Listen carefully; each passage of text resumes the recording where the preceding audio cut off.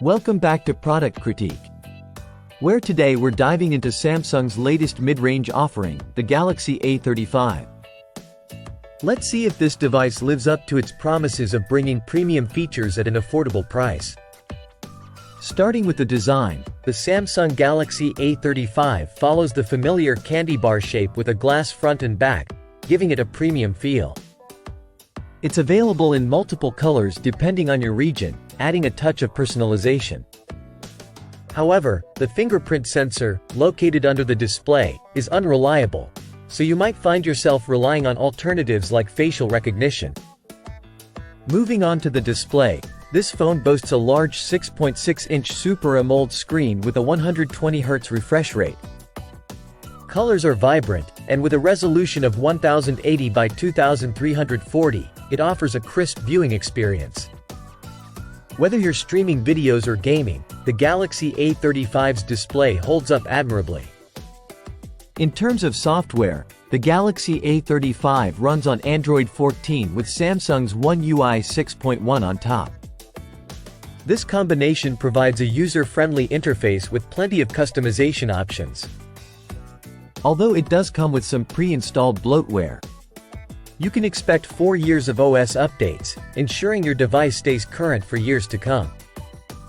Under the hood, the Galaxy A35 is powered by the Exynos 1380 chipset paired with 6GB of RAM and 128GB of storage. This setup handles everyday tasks smoothly, and even intensive gaming sessions are surprisingly fluid. It's clear that Samsung has optimized this phone well for performance. Turning to the cameras, the Galaxy A35 features a triple camera setup on the back. A 50MP main camera, an 8MP ultra-wide, and a 5MP macro lens. While these cameras perform adequately in well-lit conditions, low-light photography and ultra-wide shots can be a bit underwhelming. Selfie enthusiasts will appreciate the 16MP front camera, which captures decent photos. Battery life is another strong suit with a hefty 5000 mAh battery, ensuring the Galaxy A35 easily lasts through a full day of heavy usage. However, charging speeds are on the slower side despite supporting 25W wired charging. To wrap up, the Samsung Galaxy A35 presents itself as a commendable mid-range option, offering a mix of premium features borrowed from Samsung's flagship devices at a more affordable price point. From its stunning display to reliable performance and respectable battery life, it's a solid choice for anyone looking to upgrade without breaking the bank.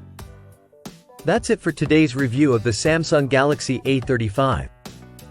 If you found this video helpful, don't forget to like, subscribe, and hit the bell icon for more tech reviews and comparisons. Drop your thoughts on the Galaxy A35 in the comments below. Until next time, this is Product Critique signing off.